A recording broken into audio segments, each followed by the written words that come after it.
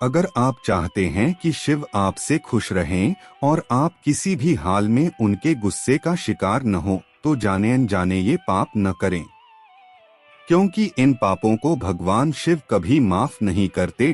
जानिए कौन से हैं वो पाप। शिव को भोलेनाथ कहते हैं क्योंकि शिव सादगी पसंद ईश्वर हैं। उन्हें कच्चा फल पसंद है।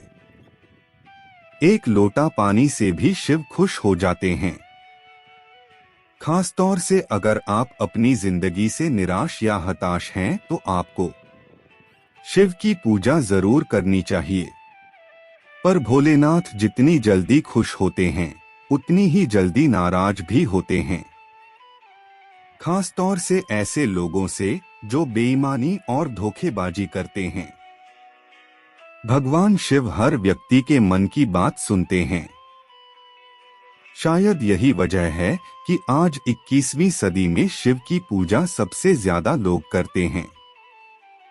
खासतौर से युवाओं के बीच शिव जी काफी प्रचलित हैं।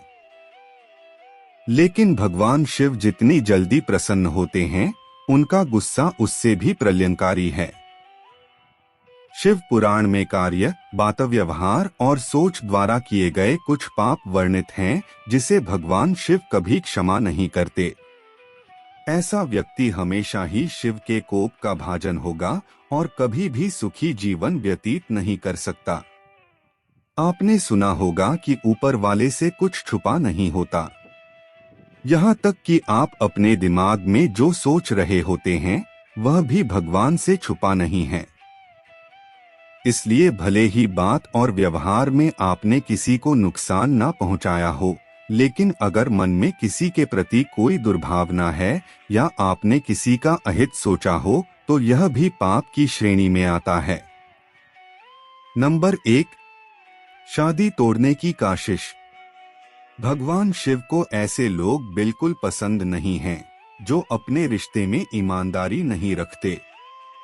खासतौर से किसी दूसरे की शादीशुदा जिंदगी को तोड़ने की कोशिश करने से भोलेनाथ नाराज होते हैं और इस पाप को माफ नहीं करते। दूसरे के पति या पत्नी पर बुरी नजर रखना या उसे पाने की इच्छा करना भी पाप की श्रेणी में आता है। नंबर 2, पैसों की धोखेबाजी। दूसरों का धन अपना बनाने की चाह रखना, पैसों की हेराफेरी करना और धन संपत्ति लूटना भी पाप की श्रेणी में आता है। भगवान शिव के लिए यह अक्षम्य अपराध है। नंबर 3, कष्ट देना। किसी भोले भाले और निरपराध इंसान को कष्ट देना, उसे नुकसान पहुंचाना या उसके लिए बाधाएं पैदा करने की योजना बनाना या ऐसी सोच रखना भगवान शिव की नजरों में हर हाल में माफी ना देने योग्य पाप है। नंबर 4, गलत रास्ता अपनाना।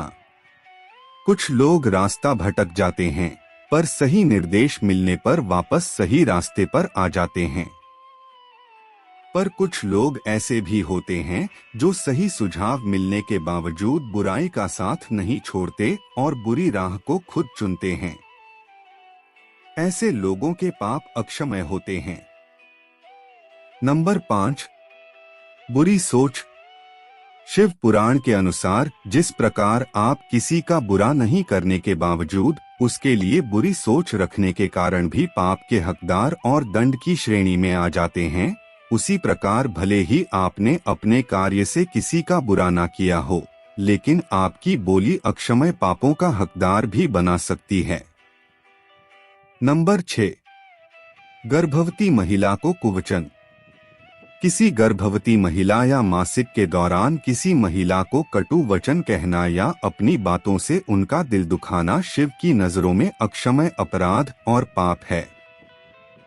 नंबर 7, नुकसान पहुंचाने के लिए झूठ बोलना। किसी के सम्मान को हानि पहुंचने की नीयत से झूठ बोलना छल की श्रेणी में आता है और अक्षम्य पाप का भागीदार बनाता है। नंबर 8, अफवाह फैलाना। समाज में किसी के मान सम्मान को हानि पहुंचाने की नीयत से या उसकी पीठ पीछे बातें करना या अफवाह फैलाना भी एक अक्षम्य पाप है।